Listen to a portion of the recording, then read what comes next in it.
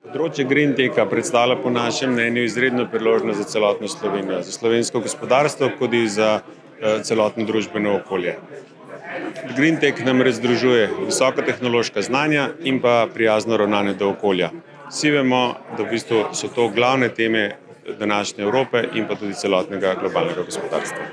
Center energetskih rešitev želi z Green Tech Innovation zajtrki predstaviti pobudo širši javnosti in s tem bomo nadaljevali. Tako kot je bilo v današnji priložnosti v Grand Hotel Union preko 100 slušateljem prikazani primeri dobre prakse, tako želimo tudi v nadaljevanju na različne teme prikazati, kje lahko z Green Tech aktivnostmi dosežemo dobre učinke. Tako iz področja inovacij, tako iz področja zbiranja kapitala, kot tudi z pozitivnimi vplivi na davčnem področju, kjer lahko z sodobnimi zelenimi dajatvami nadomestimo nekatere vire, ki jih izgubljamo iz tako imenovanih starih davkov.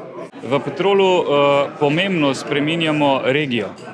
In sicer v smeri nizkoogljične družbe in pa v smeri uveljavitev principov krožnega gospodarstva. Pomagamo tako mestom, regijam, komercialnim partnerjem, kot so hotelske, trgovske verige, industriji in tudi končnim odjemalcem zniževati rabo energije, smiselno uvajati obnovljive vire energije in znižujemo tudi ostale okoljske obremenitve. Nudimo pa to na petih področjih, to so energija, obnovljiva seveda, infrastruktura, stavbe, vodni krog in pa mobilnost. Največji izziv trenutno predstavlja vodni krog in pa mobilnost. Tukaj na teh dveh področjih dejansko imamo tako, kar se tiče zakonodajnih okvirov, kot negotovosti, kaj se v prihodnosti sploh dogaja na trgu, največje izzive. Pri mobilnosti dejansko ne vemo danes čisto točno, kje bomo čez 10 let, na kaj se bomo vozili, ali bo to zemeljski plin stisnjeni, ali bo to elektrika, ali pa bo to mogoče vodik. Tako da tukaj je največja negotovost.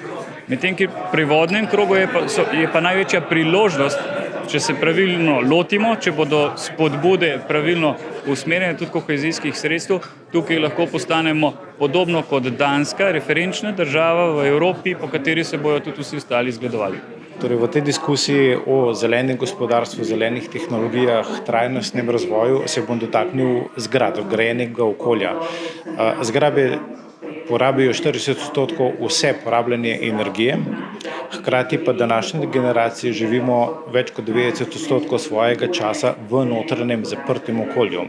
Torej zelo pomembno, kakšno to okolje grajeno je. Zelo pomembno je, da v prihodnje vzamemo človeka v središče razmišljanja in temu primerno potem planiramo ali novogradnjo ali prenovo, tako da grajeno okolje ne škoduje človeku, temveč porabi čim manj energije in minimalno vpliva na okolje. To bo zagotavljalo nekakšen razvoj zdravega okolja, pozitivno vplivalo na zdravje in počutje ljudi, kar pomeni produktivno sposobnost učenja naše počutje. To prinaša tudi koristi za zeleno gospodarstvo in seveda tudi manjšo porabo pri raznih depresijah, astmah in podobnih stvareh.